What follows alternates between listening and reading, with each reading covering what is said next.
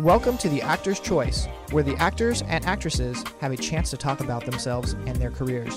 Join us now for the next hour as we explore the marvelous industry of acting by actors and actresses from today's exciting show business world. And now, direct from Hollywood, here's your host, Ron Brewington. Hi, everybody. I'm Ron Brewington, and welcome to the Actor's Choice. Roll it, Tony. Elizabeth, you're getting all sentimental romantic. Happened to me once. I let a man run all over me. You know what I did? I wrote a poem. I did. It was the worst afternoon of my life. I will never do that again. I see that's what happens when you get all sentimental and romantic. You end up writing poems like that old, what's her name? Emily Dickens. Poor old gal was a miserable godforsaken. Ladies and gentlemen, my first guest today is a marvelous character actor. I met her about a couple of years ago when I first heard about actors, directors, writers, producers, and others who don't live in Hollywood. Instead, they live and work in New Mexico. Ladies and gentlemen, all the way from New Mexico, and by the way, she puts out some very doggone good stuff.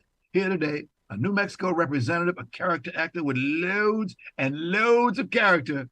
Without further ado, Melissa Chambers. Melissa, how are you, Ron? I'm doing good. Good to see you. Good to see you once again.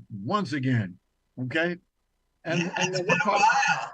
Yeah, it's been a while, but that's okay. That's all right with me. But you came back. That's the beautiful thing about it. Now, tell people, where in Mexico do you live? I'm in Santa Fe. I'm in Santa Fe, which is about an hour north of Albuquerque. Okay. So why did you move to New Mexico? What'd you do that for? Well, actually, I lived here when I was a kid, and then we moved to Washington, D.C., and I came back here for college, and so I've always been drawn back here. My mom retired here, and I actually had no idea the film industry was here. I came back here and thought, well, I'll probably do some stage work and, just continue doing that. And actually, what the impetus to move back here, I was living in Florida, and Facebook came out, and we started finding all our old friends, and I found one of my old professors, Mark Medoff. I don't know if you're familiar with him, Children of a Lesser God, and Claire's Heart, I believe the name of it was. He was one of my professors at New Mexico State. So I found him on Facebook, and I texted him, and I said, could you guys use a sober middle-aged actress out there? And he's like, come on out. And I went out, and his son-in-law put me in my first film. It was a little short called Fluff. And then I went on to do another film called Jim, and by another director, he was a professor at MSU. And it just went on from there. I just went, I like doing film. I like this. But you were born and raised in Oklahoma, right? Well, I was born in Oklahoma, but I didn't spend a whole lot of time there. We left when I was a young child. I see. And we moved to New Mexico, then to Washington, D.C. And I spent from elementary school on in Washington, D.C. Okay. Here's one of my favorite questions. I always ask this question. I always get an interesting answer, and that is, what made you get into acting? Well, I think I was born an actress. My mother used to call me Sarah Heartburn for Sarah Bernhardt when I was a kid. I used to put on plays. She would come home from work, and I would listen to Broadway show albums. And I would do all the parts, and I would make the costumes, and I would, I remember Free to Be You and Me was my first stage show that I was cast in. And what was the part? A doll, Henry wants a doll, or whatever the song was. And that was it. And then the sixth grade play, I was the lead. It was just on and on from there. I've just always been a little mimic and a little actress, and just would watch TV. I was an only child, a latchkey kid, so I watched a lot of television and just always wanted to be there, All right. And you were there without question. Here I am. Right. In fact, let's see, 2013, you did a TV series called I'd Kill for You. Yep. Oh, God, what was that? I'd kill for you. That was your first TV actress credit, IMDb. Oh, yeah. It's one of those, yes. One of those what I call the murder shows on like ID Discovery, where you really it's all improv. They kind of give you they were real characters, the reenactments where they reenact murder mysteries and stuff like that. Excuse me. And yeah, Maureen Richter, I think it was. Uh-huh. Yeah. Yeah. And I did several of those. That was with NBC. I started out as a location scout with them, and then I got put in. Yeah. Wow. Yeah. Another event that you got involved in was in 2012. You were the executive producer on Anti-Minute Director's Cut. Remember that? That was just a little film. I thought, I'd been a stage director and I wanted to try producing. So we produced this little film. And got you. Yeah. What kind of roles do you look for? Well, my agent looks for them. And I actually find myself auditioning for a lot of male roles now, which is interesting, and I get them. That bus driver in Night Shift, that was a male role. Uh-huh. The delivery driver in Longmire, that was a male role. Uh-huh. And I think it's a lot of times they look at the script or they look at who they've cast. They go, God, we got a lot of men in here. We got to cast some women. And I can bring, a kind of a tough energy or a different kind of energy, and I can hold my own in a scene. Mm-hmm. I could bring something different. I guess I'm kind of unique. Okay. Take it to the year 2021 to 2023. Big Sky. Remember that guy? Big Sky. I worked on that all season 2 and season 3. Madge Crowder, she's still near and dear to my heart. I'm hoping if they bring it back for season 4, I'll be right there sitting at the front desk. Because you like to get into a lot of good films. There was one you did, Obliterated.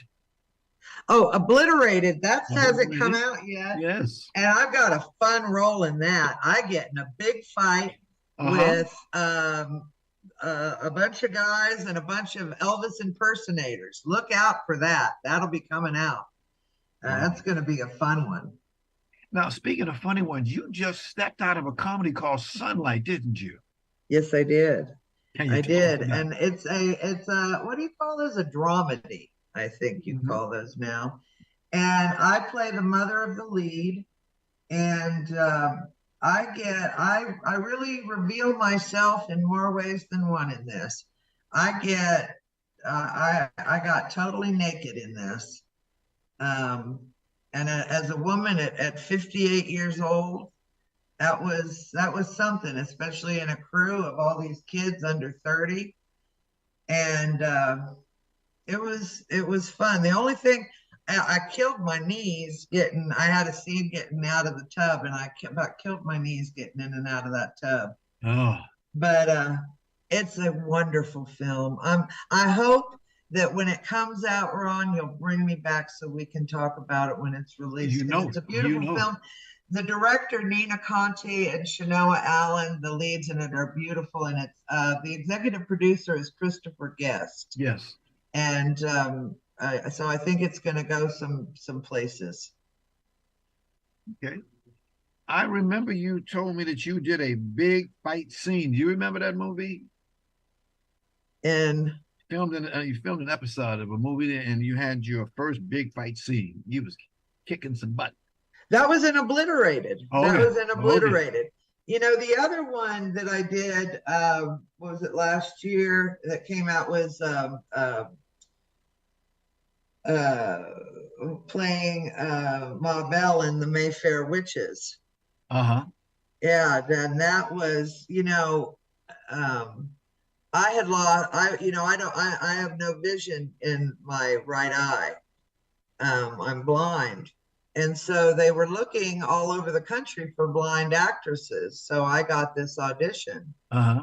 and I got this part. And it was really wonderful to go to New Orleans and film there and work with that crew and to be a part of that. And I'm hoping to be part of more of that, the immortal universe over there.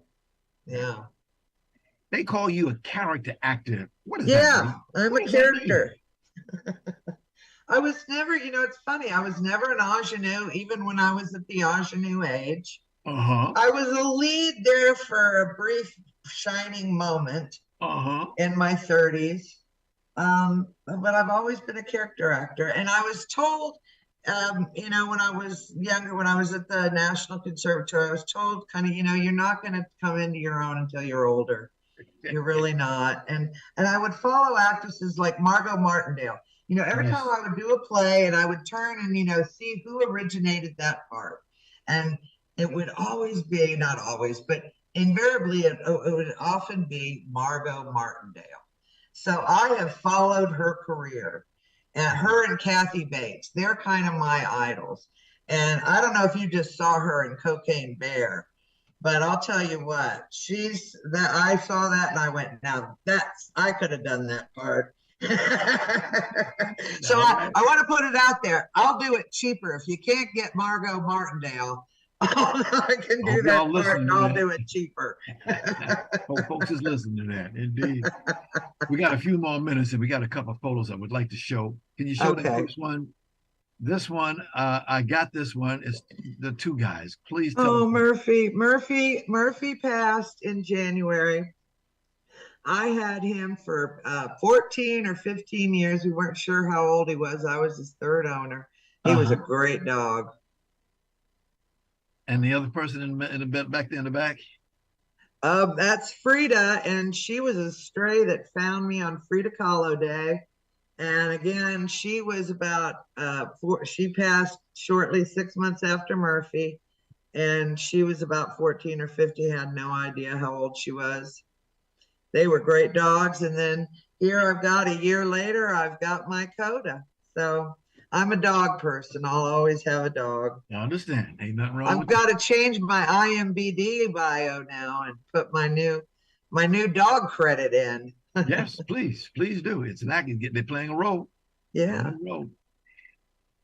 Tony, can you go to the next photo, please? Now, this is something about this business. This is a point of view that you feel.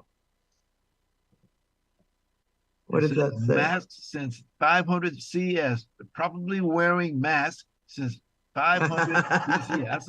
That's right. Been around a long, long time. That's right. I wore my mask. I haven't gotten COVID, knock on wood. Okay. Next picture, Tony. Success is how high you bounce when you hit bottom. Ain't that the truth? Ain't that the truth? Ain't that the truth? People have. I'll tell you, I have hit some real bottoms that we don't have time to talk about. I'm all ears. And I am living proof that you can reach the highest heights afterwards. Yeah. But you made it out. That's what life is all about. That's right. Imagine being life all straight up. You gotta have a little downtime sometimes. I see you're drinking one. I'm drinking one too. Yep. But these people, things happen, and hey, that's success. Next one, please, Tony. Film acting is really the trick of doing moments. You rarely do a take that lasts more than 20 seconds. You really earn your spurs acting on stage. I need to do that for myself. I would hate to say at the end of everything that I never did a stage play. Sam Shepard. Yep. And I've done a few Sam Shepard plays. I think the reason that I am so successful is that I spent 40, because I I spent 30 years on stage before I ever stepped foot in front of a camera. And the only thing that they had to do is, oh God, bring it down a little bit, because when I first get out there, they got to hear me in the back of the room. No, then just bring it down a little bit, and that's actually that's been it's been wonderful to find a new way to take my craft into it's like painting, or if you were a painter and always use broad strokes to all of a sudden start painting in smaller strokes. Yep. It's just broad strokes, you say. Okay. All righty. Next picture, please. How to write good. Okay. Number one, avoid what's that word? Avoid alliteration always. Okay, there it is. You're a little bit closer to me. Okay. Persistence are not words to end sentences with. Okay. This is a joke. These are jokes. I know I got them out of your catalog. That's why I brought these up. She keeps, by the way, this lady keeps a catalog about a lot of different things that she's got. And I just had to pick up one. We got one more to show. This one I love. You ready? Yeah. Oh, yeah. How far I've come. That's before and after. Yeah. Beautiful. That's me. Melissa, that's beautiful. That is beautiful. That's Miss Melissa. Thank you. That's what they used to call me. How many films are you doing per year now? I'm working pretty steady. I'm working more on TV than film. This last film was, like I said, I'm doing more TV than film. I'm working on about 3 or 4 projects a year. Huh. Okay. Or more, like last year. And the thing like COVID, I kind of worked steady through COVID even. I mean, that first 2020 was hard, but after that, I just kept working. I've just been working steady, and it's wonderful. I'm so grateful for it. Wow. You do just acting. Have you ever thought about being a director? Yes. I was a stage director, and I taught theater at Edison State College. So yeah, I'd like to, and I've written a screenplay, and I'd like to move into directing more film. Wow. There's so many things. You got a whole new different bunch of people out here now, actors. All these young people now. What do you think about them? I love them. I absolutely love them. Being on this last crew on Sunlight, I just admire him so much. Keegan Carnes, who was the producer on that, is just fantastic. He's got a new film that's just been released called Little Brother that's just come out, a New Mexico film. I met him when he was in college, and now he's this big producer, and I just couldn't be more proud of him. And I tell them all these young people, I'll be here for your films, Yes.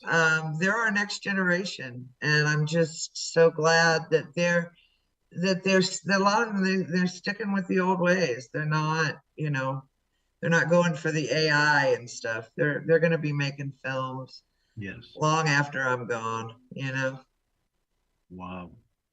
But there's a new technology. There's everything is new. Yeah, and we just got to learn to work with it. But they'll always need people like us. Got you. Have you heard they got a possible writers' strike down there in Hollywood? It's coming. It'll come, and they'll work out what they need to do. And I think they've got enough scripts, stacked up that we're going to work for a little bit, and I think we'll be all right. Always about money, honey. Well, we got to treat those writers right. That's the thing. Right. That's true. The seasons have gotten shorter, so and then they write into their contracts, well, the season's shorter, and you can't go work for anybody else. That's not fair. So we gotta treat the writers right, treat everybody right. There's enough money in this pot for everybody. Yes. That's how I feel about it. When you see movies making big money.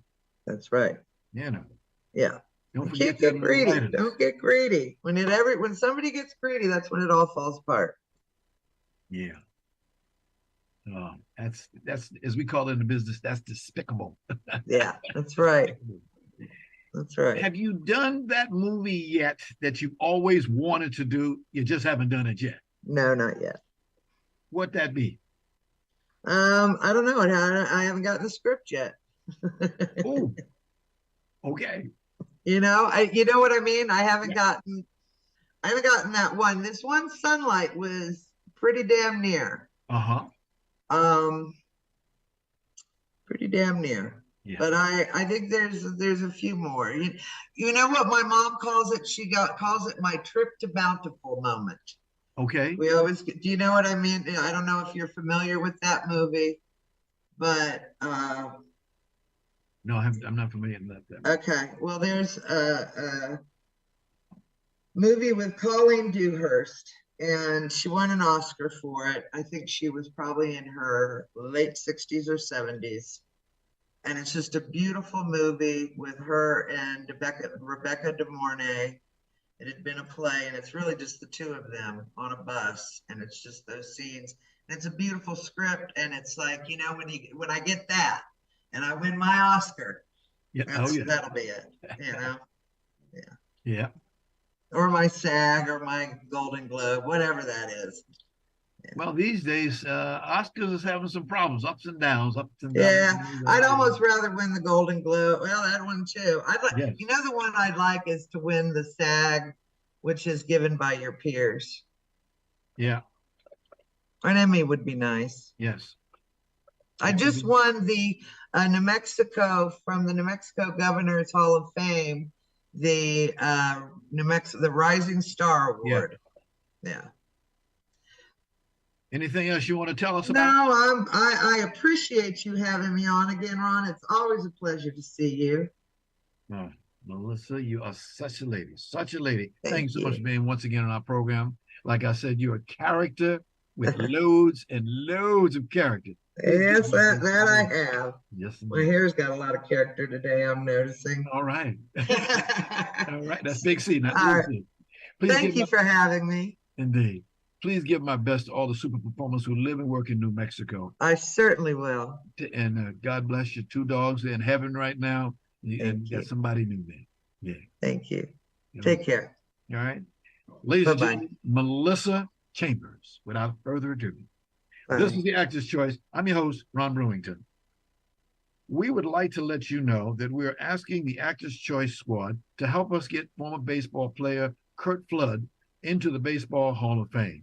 Now, Curt passed away January 20th, 1997, was the husband of one of our wonderful guests, renowned actress, Judy Bass.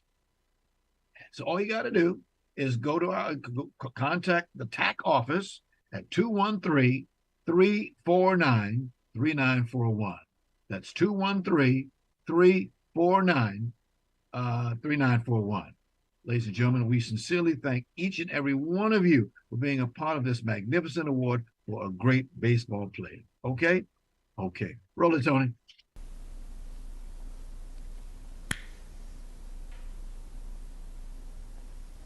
Hello, Jesse. It's me. I'm beginning to think you and your brother are avoiding me. I miss you. I miss the two of you. How's Rick and the baby? You give your old man a call sometime. Okay, ladies and gentlemen, what you're seeing right now, that was a short clip for our next guest today. He's running a little late right now, so he'll probably jump in us in just a few moments, but we're going to go ahead and get started anyway. Now, this guy that you just saw, what he loves to do is be on the stage, and that's what he does. In fact, that's how he started his acting career after landing a key role in the hit play Zoot Suit. Now, his name again is Sal Lopez. Okay? Sal was born in Tijuana, came through up and left and went and lived in another place, had himself a good time. Came out here to Los Angeles, Los Angeles, He came out here in 19, and then in 1979, he had a chance to do some work. And that work did include, let's see, it included 240 Robert. That was one of his first movies. It got him his IMDb series credit. Okay, this is one of his first awards that he did. Now he then, as we move forward a little bit here, he did get into a new movie that he's done recently. That movie is called Centurion, the Dancing Stallion. There you go. Thank you, Tony. There we go. It got him in this business. And that movie, he just did it. And it's just some of his work. He gives you a chance to see what some of his work is. Sal Lopez. Okay. Tony, would you go ahead, if you will, and run that video for us, sir, so we can see what it looks like? You know, I forget all my problems when I'm on a horse. It's my favorite place in the whole world. We breed in Sal, Andalusian, and Frisian horses. We also train dancing horses. That's impressive. You know, I showed a stable hand. Know anyone like that? When do I start? You know that I need a quality horse so I can compete with the best. This is a serious competition, honey. I know. I put in a silent bet. We won. Really? Okay. Now, I had a chance the other day to talk with Sal, and we talked about some of the work that he's been doing. He's got a lot of 5 movies right now in post-production, time in between Baby Blue and, of course, Centurion, the Dancing One. He says he's seen a lot of changes in this industry over the years. He's been in this time a long time. In fact, he has, what is that? Where's that note at? Where's that note? Oh, yeah, there it is. The man has 148 acting or film credits. 140. That's a lot of auditions. When we see an actor, whenever I see an actor and I say, well, how many you did? Oh, I did about 50. And then you get somebody who did 150. There is a difference. When you say that, Tony, there's a difference. Definitely, for sure. And when they do all that work, it gives them a chance to show what they like to do. And in his case, he really did a lot. He told me to say that he likes them bad boy movies, loves to do stage work. Talked about the changes that he's seen in the last few years. There's something that I found very unique about him in his 148 numbers that he has. He started in this business in 1979. He's probably going to say, Ron, just keep on talking about me, okay? But and his last time that he did a IMDb movie was 2022. And would you believe, ladies and gentlemen, he only missed just 1 year that he did not work. For whatever reasons, you know, people get sick, people get jobs, whatever the case may be. But he didn't work in 2017. So it goes to show you, you know, we try to talk to people when we talk to a lot of actors and ask them about, well, why do you do this or why do you do that?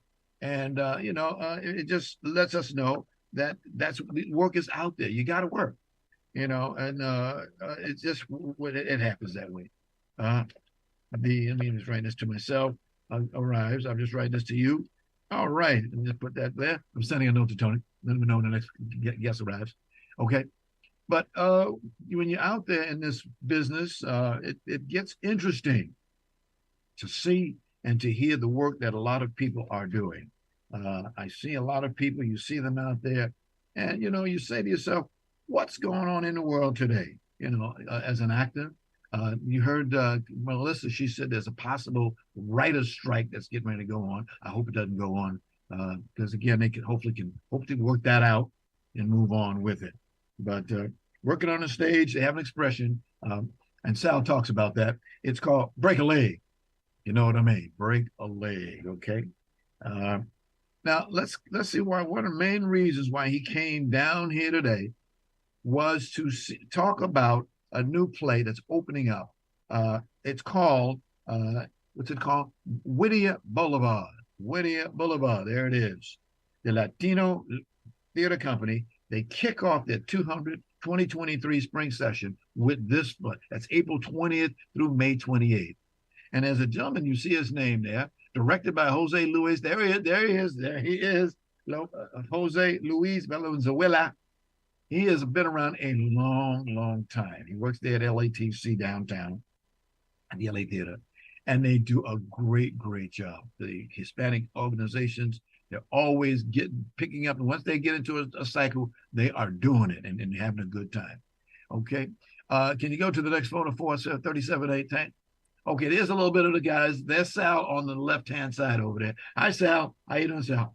He's on the left-hand hand. I forget that individual on the right hand. He could have told me. Okay, can you go to the next film for us, please, sir? And there's more of the cast that's out there doing their thing, doing what comes good to them. Okay, next one, please, sir. And there's more of the cast. So when you go to this one, as it said, the time that it's going on is coming up, and you want to make sure that you're there to be sure that you get an opportunity to see and enjoy what's going on up there. Okay. Next one, please, sir. I believe, are we out? Oh, yeah, there it is. That's the LA Theater. If you've ever been to the LA Theater, ladies and gentlemen, it's an interesting place. It used to be a bank, right, Tony? It was a bank downtown. It's right downtown. You can take the metro to get down there, but they've moved around. There's the African-American group in there. The Latino group is in there. A lot of people go to that theater. And you can see right next door to it is a parking area, right next door to it. So you ain't got to walk far. It's a real good thing to see and do. And we encourage a lot of people to, go down there when this movie comes out, okay? Let's see. A couple of things he said to me was, the name of itself was called they called it Whittier Boulevard. And I asked him, well, where to get that name from? He said it came from a lot of people in Hispanic culture who have done a lot of things and seen a lot of things. And Whittier Boulevard was one of them. So just one of those things, okay? He told me, again, to run April 29th through May 28th.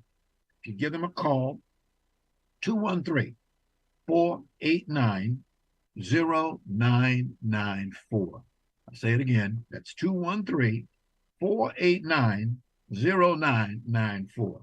Or you can get up on your computer, www.latinotheaterco.org. That's www.latinotheaterco.org. Okay, you can get all the information you need to know about this event that's going on from April 29th through May 28th. Okay. And let's see, we're looking at pretty good. We got another guest coming up in a little bit.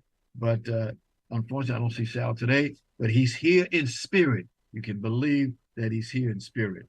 What he's trying to do right now is to show us the Latino Theater Company, get some work for them, okay? Now, I have a lot of friends that I know that they like to see movies, but they like to see plays. And I love to go downtown and go here, go there, see a play, see what's happening. One of the things I like about them is these theaters are this theater they have downtown, LATC. Like I said, it used to be a bank. But the people are so close to you, can put your hand, I just reach out and touch them. It is quite an experience to be able to do. And I see people doing that. And it's just one of those things. People get a chance to do it. Okay? All right? Let's see. We have just a few more minutes before we go to our next guest. Let's see, Tony, let's see, what can I have to tell our listeners and viewers? The idea is, he said he's seen a lot of changes. We talked about that. Synopsis, we talked about kicking off its 2023 spring season. That's going to happen as they move into it. He's got a role, got a good cast. Creators of the event, in case you came in late, Jose Luis Venezuela. He's the one who's the director. He's the one who put it up, creator. Okay. Parking, ticket prices, take Metro, you can right downtown. Let's see, I'll repeat this one more time. 213, I'm trying to say it. Okay, not yet, I'm trying to call him. Okay, trying to give him a call, see what happens. We got another person coming in a little while. Dr. Moshe Lewis, he's coming in a little while, so we'll see what's happening with this one of those days. Okay, the publicist, I gotta admit, there's a lady named Lucy Pollock. She is the publicist for a lot of these plays. When you see me bringing people down, white, black, blue, green, yellow, you can believe that Lucy Pollock is behind it. She and I have been working together for a long, long time. I thoroughly enjoy her. She's a good lady from Queens. I'm from New York, so we got a lot in common. But she knows her trade. She knows exactly what she's doing. And I just think she's a great person to work with. In this business, ladies and gentlemen, you say we get a chance to meet a lot of people, and we like this one you're going to enjoy. Today is our 349th episode. Next week we do 350. Did you hear what I said? We do 350. Tony and I, we're going to have some rocks and shows. We're going to do all kind of crazy things. It's our 350th next week. But today, we're doing this live, and we'll do that live, and we'll have some fun. Okay? Let's see. Any word yet? And no word yet on the next person. Okay. Let's see. Again, the run on this is called Whittier Boulevard is the play. I think it lasts about an hour and 15 minutes. I could be wrong, but at least an hour and 15 minutes, and somewhere in there. April 29th through May 28th. Parking, right next door to it. Ticket prices are pretty good, and they're not going to kill you. 213-489-0994.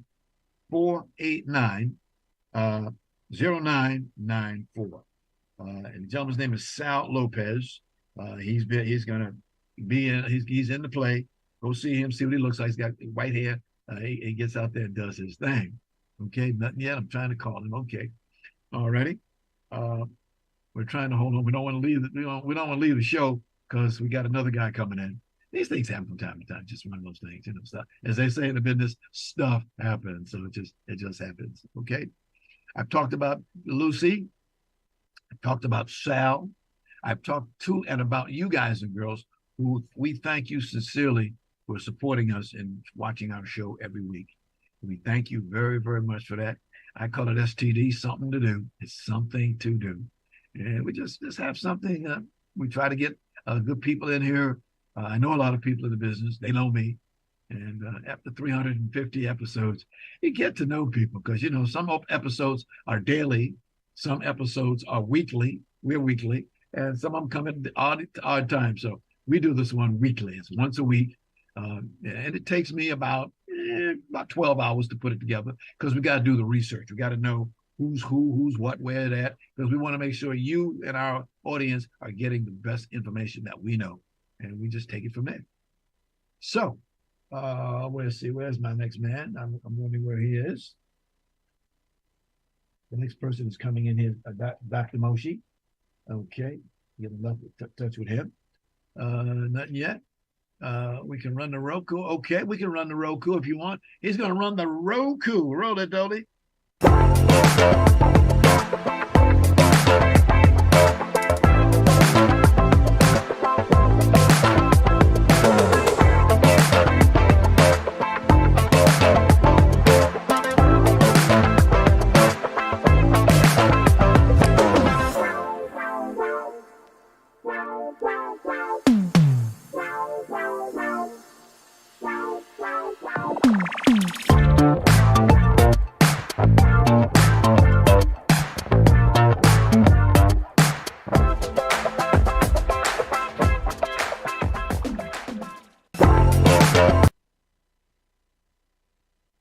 Okay, that's our Roku commercial that we put up there. So if you want to get involved with it, give us a shot and see what we can do with it.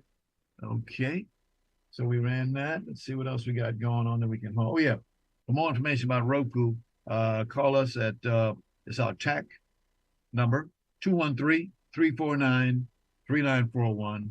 That's 213-349-3941. Okay, looks good. But again, Whittier Bullet. Can you go back to the poster of number 37 for a moment? Maybe that will get a chance, but we can see what's going on there. Okay. Alrighty. Yeah, there it is. Look at that. Written by the Latino Theater Company, directed by Jose Luis Valenzuela, April 20th to May 28th. Good opportunity to come and see a good play. Okay. See a real good play. And that's where you're seeing it at. Okay. All right. Trying to hold on to this for just a few more minutes. Okay. Put those two there. Has he shown up yet? Okay, has not. Okay. Well, we'll just hang in there. I wish we had a telephone where I could answer some questions from people to say, hey, Ron, what is this you're talking about? What is it? So, we just wait and see what it's all about. Tony, I think we're doing a real good job. The people are not coming to us. Let's see, where are they? Okay. Interesting. All right. Let's see. We're next year, as we move into a new year, I can say this. We've had some discussion amongst ourselves. We want to change the format just a teeny bit. I'm not going to tell you what it is, but we are going to do that. And it's just something that we want to do. Interesting. Okay, nothing yet. Nothing yet. Tony's calling on me. Okay.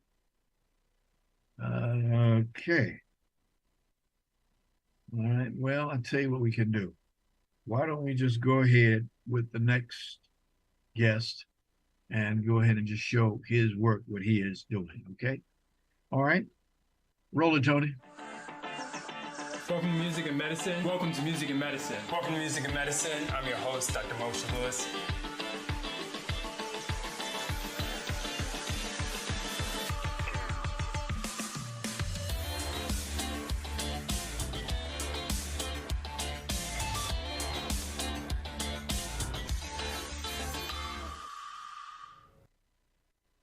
Okay, ladies and gentlemen, our next guest today is not here yet. Ivy League trained doctor who is board certified in physical medicine and rehab. But you just saw his opening. He's also the host of a show called Music and Medicine. Which he interviews celebrities, new artists about their medical issues to teach others about health.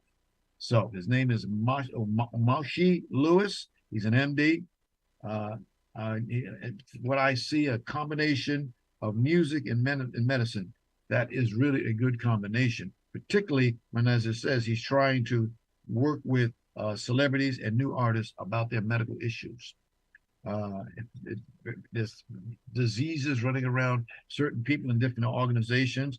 Now, this guy, Moshe Lewis, Dr. Lewis, he comes out of New York City. There it is. That's down to, I love that picture. That's the bottom of Manhattan right there. As you go back up the water there on the left-hand side, that's New Jersey. That's on the other side of the water over there. But I like that picture a lot. You can see that on the front air, there's a bunch of boats that leave there all the time. Good picture. Thank you, Tony. Thank you very much. What he's done over the years, this young man, he's got this new book that he's done. I want to talk to him about a combination of music and that. He's been doing it for a period of time. And, again, when you do podcasts like we're doing right now, I don't know, ladies and gentlemen, as of January 23rd, there are, you ready for this? 3.02 million active podcasts out there in the United States. So you really got a lot of competition to work at. That's for doggone sure. It's just one of those things. Now, we've been doing this show, like I said, for about five and a half years, coming on 6. And there's a lot of work that goes into it. Let's see. Again, podcasts. Podcasts are great ways of getting information out to the public. And that's why I'm so happy to see that. Okay. It's one of those things. Okay. Now, Moshe, he has another video. If you would go to that one, sir. All right. Many people say that music is a universal language. If that's the case, I would like to use music as a platform to talk about health. My name is Dr. Moshe Lewis, and I'm a full-time practicing physician who loves music and the way it affects our brains, our bodies, and our well-being. I would like to invite you to tune into our website, musicandmedicine.org, where we interview musical artists about health matters that are important to them. But the truth is, we'll be discussing topics. Okay. Number 46, by the way, is a picture of an upcoming event that he's going to have. There you go. Thank you, Tony. It's called the Sophisticated Ladies in Media. This is going to happen on Saturday, May 20th, 2023. Just give him a call, and you see it on the screen down there. Just go back, take a look at it, and you can get that audio right off of there and have a chance to know what that's all about. Thank you, Tony. Thank you very, very much. Okay. Let's see. One of the things that I wanted to talk to him about There are a lot of folks who want to get involved in putting on these shows, but it requires a lot of work. And also, speaking of medical issues and teaching others about health, I know myself, I'm a double prostate cancer survivor.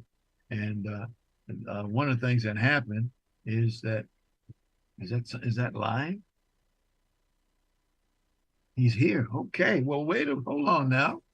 Okay. We got about 10 minutes for him. Okay. Dr. Lewis, if you can move a little close to the camera so we can see you. Sure. Okay. Yeah, sure. No problem. Absolutely. Literally from clinic there. I've been sitting in for you. You must have been doing some surgery. Yes, very good. You're receptive.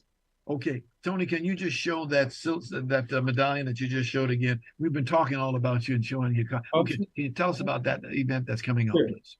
Oh, sure, absolutely. So we're going to be honoring some of the women in film and the media who've done some amazing things. And so we got a little bit of a preview of some of the people that we know, Frida Payne and also Sherry Payne. They were just honored yesterday, Sherry, that is, for her work as a former Lady of the Supremes. So yeah, it's amazing. Interesting, because what you're doing now, a combination of music and medicine. Where'd you get that idea? Sure. So my whole career before I got into being a physician full time, thanks for being patient, is I started playing the piano when I was 7, and I went to a small music school called Juilliard. From there, yeah, so they've been around a couple of days now, and some people have heard of them. From there, I went to work at a small theater that's still around called Lincoln Center, and they have a few branches, and I worked at the Metropolitan Opera. I did a lot of operas as a child, learning how to sing, work with vocal coaches, and then New York State Opera is literally right across the foyer, the corridor, and then Juilliard is sort of in the back. So those are the organizations that I worked with while I was in New York. And so anyway, that's the first half of my life. And then I really felt like I couldn't compete with the kind of people I was meeting on the highways and byways. So I went to school. Mom said, if you want to try something, give it, your best shot. So I volunteered at a hospital and really liked it. And so anyway, as they say, the rest is history. I started practicing medicine, been in practice over 20 years. 20 years? You don't look that old, sir. I just turned 37, so the numbers, they line up. Don't look that old, my goodness. I thought you were about somewhere around 22, 23. I try to pretend I am. I understand. I said something, Lua, when I was mentioning the fact that as of January 2023, there are 3.02 million active podcasts here in the United States. That's a lot of people. Competitive, would you say? Yes. Wow. Because you've been doing yours. How long have you been doing your show? We've only been doing it for 3 years. The concept came up about 5 years ago, and we've been doing it 3. Yes. Yeah. Now, is it daily, weekly? How are you doing it? Sure. Yep. So we do once a month, but we put out a show essentially every single week. And, I guess, like you said, the competition's stiff or what have you, but I don't even see it that way. The access that I have to people just allows us to be able to really literally sit down together and talk about the various topics they have interest in. And of course, a lot of it relates to health because that's what I know. It just so happens many of them are musicians. And so, the opportunities to present themselves. And so I've enjoyed doing it. But for me, it's just I love learning the stories and having people talk about their health journeys and their musical careers. I'm glad you said that because when you talk about medical issues and teaching others about health, it brings me personally to it because I'm a double prostate cancer survivor. That's why I wear this blue pin. And in my life over 20 years, I met a guy, now deceased, him, Dr. Fred Parrott. Sure. And we miss him greatly. This gentleman, he was, he had prostate cancer, and so did I. In fact, and I worked for him and worked with him for about 10 years or more. Going around to different places, getting information. African Americans, #1 killer for medicine, right? For this prostate cancer, right? Absolutely, yes. And one of our guests, who I know Victor Orlando, is a prostate cancer survivor. Just a few years ago, barely, not even 2, So he's been very vocal about it, which is why I can say his name. I saw him on Saturday. I saw him again on Sunday. So I try to check in on friends and family like that. But he's very vocal about getting tested to get to the point, and people getting checked up and not being afraid. So there's an appeal for all men over the age of 45 in our community, we would say, to really be aggressive about asking their doctors. And Sabachu, you may even have to tell your doctor to make sure that you check appropriately for the prostate. And then I say appropriately because it's very hard to get the PSA test, the prostate specific antigen test, now across all nationalities in America, because the American Cancer Society isn't endorsing it as much. I'll put it that way. So once one has a higher risk, a family member that had prostate cancer, being African American, as the great Mr. Brewington said, you should ask your doctor for those tests. I think that they should start doing them at the age of 55 at the latest. It's a blood test. Yes. Done ideally periodically, and your doctor can help.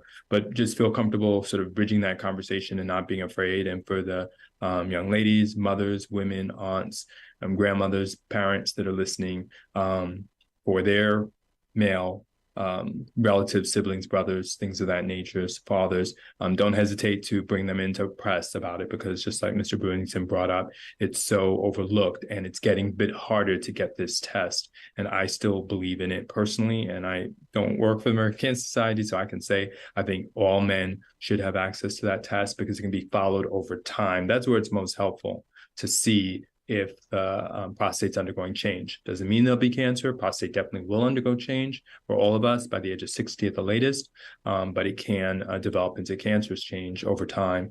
And so I like people to start early. And I would say that I think all doctors still, I would make an appeal, should be testing for the PSA until literally you can't do that test anymore, and it's outlawed in all men, at least from the age of 55 and up. Dr. Lewis, I hate to do this to you, but we got to run. No, it's all good. We got to go. That's what I want to get you back again. Sure, no, absolutely. Thanks so much for your time. Thanks for being kind.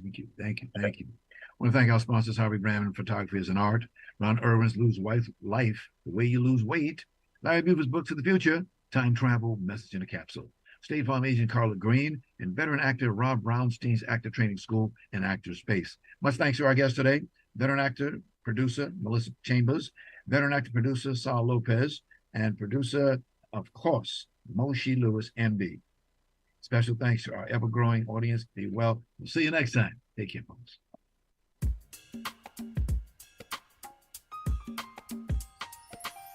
Sounds good. Okay, yeah, you're good. You